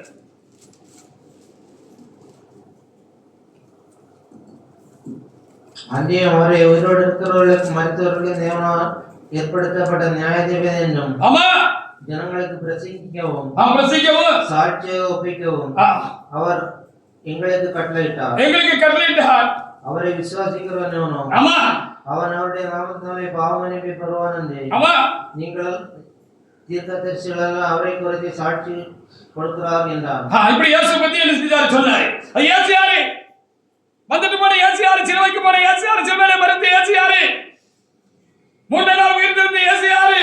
இப்பொழுது ஆவியாக பரிசுத்த ஆவியாக எங்களுக்குள் வந்திருக்கிறாங்க. அந்த இயேசு யாரு அப்படின்னு சொல்லும் பொழுது அதை உறுதிப்படுத்துற மாதிரி அந்த ஜனங்கள் விசுவாசிக்கத்தக்கதாக அது வரைக்கும் யூதர்கள் மேல மட்டும்தான் அந்த பரிசுத்த ஆவியானவர் இருந்தார். அன்னைக்கு யூதர்கள் அல்லாத புறஜாதிகள், இவர் ரோமர் இருந்தாலும் நினைக்கிறேன், 100க்கு அதிபதினா ரோமர் 100 பேருக்கு உள்ள அந்த பட்டாலியன்ல இவரு ஹெட்டா வந்திருக்கிறார்.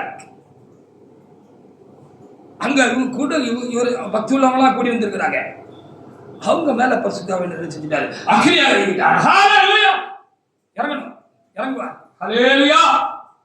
வாசிக்க போவோம். குறந்து இந்த வார்த்தைகளை பேதுரு பேசிக் கொண்டிருக்கையில் வசனத்தை கேட்டவர்கள் யாவர் மேலும் பரிசுத்த ஆவியானவர் இறங்கினார். அவர்கள் பல பாஷைகளை பேசுகிறதையும் தேவனை புகழுகிறதையும் பேதுருடன் கூட வந்திருந்த உற்சவத்தையும் நம்முடைய விசுவாசிகள் கேட்டபோது பரிசுத்த ஆவியின் வரம் புறப்பட்டு எல்லாரும் அப்படி பிரமிச்சுட்டாங்களா? பிரமிச்சுட்டாங்கன்னா தெரியும் தானே. அப்படியே ஆச்சரியப்பட்டு இருந்தாங்களா? இது எப்படி 44 வாசி பாப்போம் தம்பி. இந்த வார்த்தைகளை பேதுரு பேசிக் கொண்டிருக்கையில்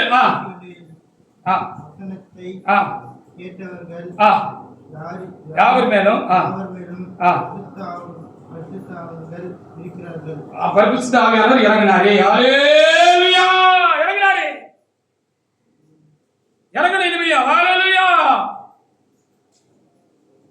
சேவர் மேல பரிசுத்த ஆவியானவர் வல்லமையா இருந்தார். வல்லமையாக அந்த அக்னி ஆவியானவர் அவர் மேல இருந்தார்.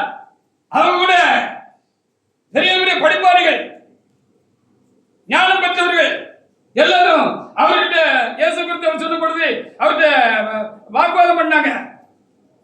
ஆனாலும் அவர் பேசின ஞானத்தை ஒருவரால் எதிர்த்து நிற்க முடியல. கேட்ட கேள்விக்கெல்லாம் டப்பு டப்பு டப்பு டப்புன்னு இவர் என்ன செஞ்சாரு? அவங்களுக்குள்ளுக்குள்ள இருந்தால அந்த ஆவியின் நிறைவினால, அந்த பரிசுத்த ஆவியினுடைய பலத்தினால அவர் என்ன செஞ்சாரு? அவங்களுக்கு பதில் சொன்னாரு. எதிர்த்து நிற்க முடியல. இதெல்லாம் நடக்கலாம். அப்படி ஏத்தவங்கெல்லாம் கீழ்படிஞ்சாங்கன்னு வேதத்தில் இருக்கிறது. ஹல்லேலூயா. ஏத்தவங்கெல்லாம் கீழ்படிஞ்சாங்க. பவுல் சவுலாக இருந்த பொழுது இந்த பரிசுத்த ஆவிக்கு எதிர்த்து நின்றார். இந்த இயேசுவுக்கு எதிர்த்து நின்றார். அவரை அந்த பரிசுத்த ஆவியானவர் கீழ்படுத்தினார். அந்த கிறிஸ்துவின் ஆவியானவர் கீழ்படுத்தினார். ஆண்டவரே நீ யாரை கேட்டாரு? குதிரையிலிருந்து கீழே விழுந்துட்டாரு. தொப்படியிலிருந்து கீழே விழுந்துட்டாரு. அப்போ கீழே விழுந்து கடக்கிற பொழுது ஒரு சத்தம் கேட்டுச்சு. சவுலே சவுலே நீ ஏன் என்னை துன்பப்படுத்துகிறாய் என்று ஒரு சத்தம் கேட்டுச்சு. ஆண்டவரே நீங்க யாரையும் சொல்லி கேட்டாரு. நீ துன்பப்படுத்துகிற இயேசு நானே. முள்ளில் உதைக்கிறது உனக்கு கடினமா அப்படின்னு ஒரு சத்தம் வந்துச்சு. ஹல்லேலூயா. திரும்ப ஒரு பரிசுத்தாய் பெற்று விட்டாரு. கண்பார போன கண்பாய் திரும்ப கிடைச்ச பொழுது கொஞ்சம் கூட தாமதம் இல்லாம அவர் இயேசுவே கிறிஸ்து என்று ரட்சகர் என்று பிரசங்கம் பண்ணாருன்னு சொல்லப்படுகிறது. அவங்க எதிர்த்து இருக்கிற கீழ்படுத்தது மாத்திரமல்ல, அவங்களை கொண்டே கர்த்தர் பலத்த காரியங்களை செஞ்சாமல் எழுதியிருக்கிறது. இதான் அக்கினி இறங்குகிற அனுபவம். இதான் பெந்தெகோஸ்தே அனுபவம். ஹல்லேலூயா. இது நமக்கு வேணும். இது இல்லாம இனி நாம் சபை புறநமைத்து திருப்பி புதுப்பித்து எழுப்பி கட்ட முடியாது.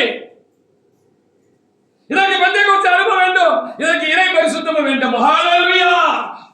இறை பரிசுத்தத்திற்குரிய இந்த பெந்தெகோஸ்தே அனுபவம் வேண்டும். ஹல்லேலூயா. கர்த்தர் அக்கினியாக ஆதி திருச்சபையில சீசர்கள் மேல பெந்தெகோஸ்தே காலங்களில் இறங்கின அந்த வல்லமை நமக்கு வேணும். அதைத்தான் நம்ம இன்னைக்கு பெற்றுக்கொள்ளுங்கிறது தான் இன்றைக்கு இந்த செய்தியுடைய முக்கியமான என்ன செய்கிறது காரியமாக இருக்கிறது.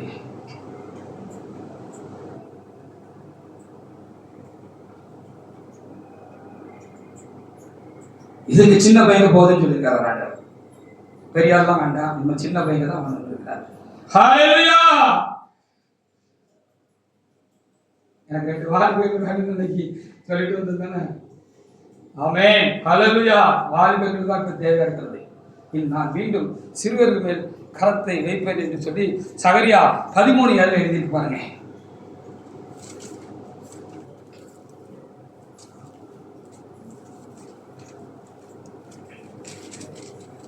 வாசி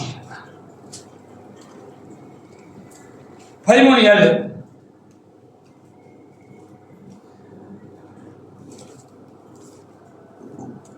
பட்டயமோ என் மேய்ப்பன் மேலும் என் தோழனாய புருஷன் மேல் எழும்பு. ஆமா, இந்த சேனையில் கர்த்தர் சொல்லுகிறார், மேய்ப்பனை வெட்டு, அப்பொழுது ஆடுகள் சிதறி போகும், ஆனால் என் கரத்தை இஸ்ரவேல் மேல் திரும்ப வைப்பேன்.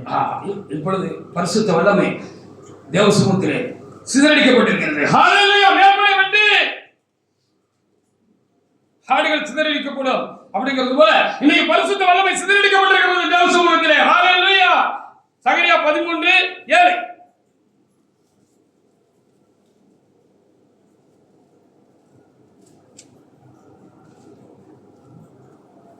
அப்போ அந்த பரிசுத்த வல்லமை திரும்பவும் உண்டாகணும். ஹalleluya. அந்த பரிசுத்த நிறைவு வல்லமை திரும்ப உண்டாகணும். அத கடைசியா வாசிங்க. வாசிங்க. அதுக்கு என்ன செய்ய போறாரு ஆண்டவரே? சின்ன பையங்க வேணுமா? ஆனால் என் கரத்தை சிறுவர் மேல் திரும்ப வைப்பேன். கரத்தை திரும்பவும் சிறுவர் மேல் வைப்பேன். இது வரைக்கும் பெரிய ஆளுகளா கொண்டு செஞ்ச வேலையை ஆதியில திருச்சபையில புதிய சபையில பெரிய ஆட்கள் சொல்லப்படுறவங்களை பெரிய பெரியவங்களை கொண்டு செஞ்ச வேலையை, தலைமையை கொண்டு செஞ்ச வேலையை ஹalleluya இவன் செய்கிறதற்கு சின்ன பையங்க தான் வேணுமா? மீண்டும் சிறுவர் மேல் கரங்களை வைப்பேன். அவர்கள் என்னுடைய வல்லமையினால், அக்கினியினால், பரிசுத்த ஆவியினால், வரங்களினால், ஆளுகையினால், அதிகாரங்களினால் நான் நிரப்புவேன். ஹalleluya அப்படின்னு ஆண்டவர் சொல்லியிருக்கிறார். இப்ப வாலிபர்கள், இளைஞர்கள், வளர்கிற பிள்ளைகள் கர்த்தருக்கு தேவை.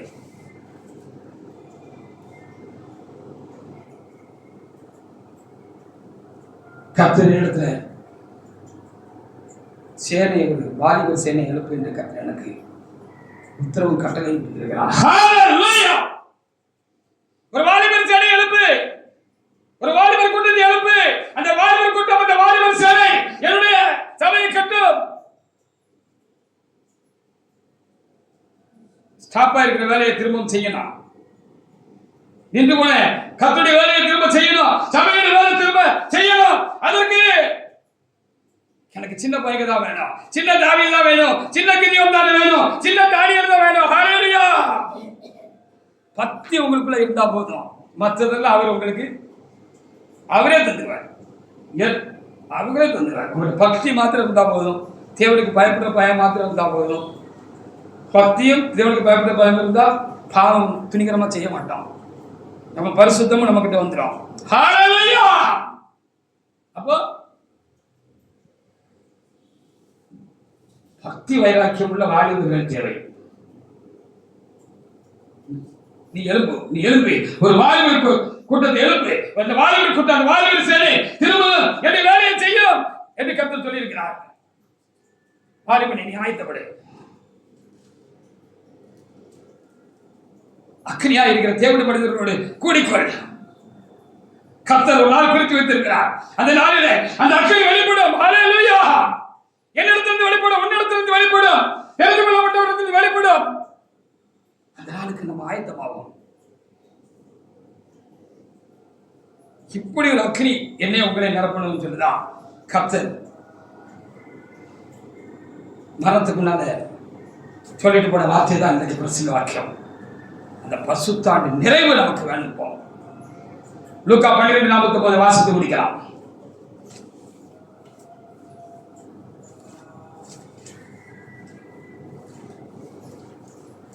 லூக்கா 12:49.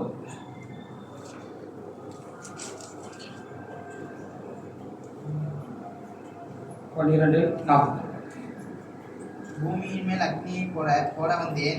பூமியின் மேல் அக்னியை போட வந்தேன். இப்பொழுது பற்றி எரிய வேண்டும் என்று விரும்புகிறேன். இப்பொழுதே பற்றி எரிய வேண்டும் என்று விரும்புகிறேன். ஹalleluya. அவர் விரும்புகிறாரே. நம்ம அவருக்கு நேரா நம்ம இதயத்தை நேராக்கி கொடுத்தோம்னா இறங்கிடுவார். இன்னைக்கே கூட இறங்குவார். ஹalleluya. அந்த பரிசுத்த நிலைவு, அந்த பெந்தெகோஸ்தே அனுபவம், அந்த வல்லமை இனி நம்மிடத்திலிருந்து வெளிப்பட வேண்டும். இந்த கடைசி நாட்களில் திருச்சபையில் திரும்ப வெளிப்பட வேண்டும். வேறொரு சபை இல்லை. கர்த்தர் இந்த சபையை கொண்டு இந்த சபையில் இருந்து நமக்கு தெரிந்து கொள்ளப்பட்ட தேவனுடைய மனிதர்களை கொண்டு அவர்களுக்கு கீழாக தங்களை ஒப்புக் கொடுத்திருக்கிற இளையவர்களை கொண்டு சின்னவர்களை கொண்டு எங்கும் நம்முடைய வேலையை தீவிரப்பட அவர் ஆயத்தமுள்ளவராக இருக்கிறார். நாமும் ஆயத்தப்படுவோமாக. அக்னி, அந்த பரிசுத்த அக்னி, அந்த பெந்தேகோஸ்து அனுபவம், அந்த பரிசுத்தாவுடைய நிறைவு என் மேலும் இளைஞனே வாலிபனே உன்மேலும் கொளுத்தப்படட்டும். நீ நானும் அக்னியாக தேவனுக்காக எரிந்து பிரகாசிப்போம். அநேகர் இந்த வெளிச்சத்திடமாக தேவனால் கூட்டி சேர்க்கப்படுவார்கள். கர்த்தருடைய வேலைக்காக அந்த பரிசுத்தாவினுடைய பலத்தினால் வல்லமையினாலும் திருச்சபை ஆயத்தப்படும். திருச்சபை எல்லாரும் ஆயத்தப்படுவார்கள். திருச்சபையாக நாமும் ஆயத்தப்படுவோமாக. அக்னி பற்றி நம்ம எரியட்டும். நாம் அக்னியா எரிவோமாக. பரிசுத்த அக்னி நம்ம பற்றி எரியட்டும். கர்த்தர் இந்த வார்த்தைகளை ஆசீர்வதிப்பாராக. நாம் தேவனாய்